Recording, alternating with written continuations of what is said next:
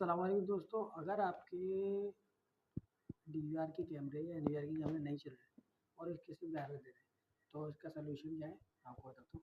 सबसे पहले आप जाएंगे ब्राउज़र पे, आप लिखेंगे IE एक्सटेंशन टैब और ये वाला जो टैब है इस पर आप करेंगे क्लिक, इस वाले IE टैब पे। जैसे आप इस पर क्लिक करेंगे ये इस तरीके की इसकी शक्ल होगी। यहाँ पे रिमूव की जगह पे ऐड का बटन आ रहा होगा, आप ऐड के बटन पे क्लिक करेंगे। मैं इंस्टॉल कर चुका हूँ इसलिए आ रहा है ऐसा।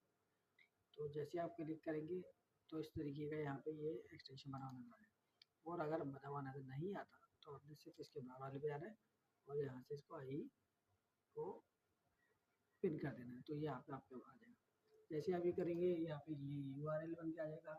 आप इस URL में अपनी IP डालेंगे और इसकी पिक्चर की चीज़ हो गई है, ठीक है। अरे जो भी आपकी IP है मैंने टाइम बचाने के लिए डाली हुई है।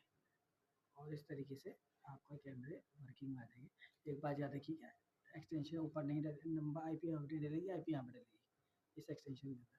तो आपके नए से नए और पुराने से पुराने सारे कैमरे चलेंगे। मिलते हैं नेक्स्ट वीडियो में।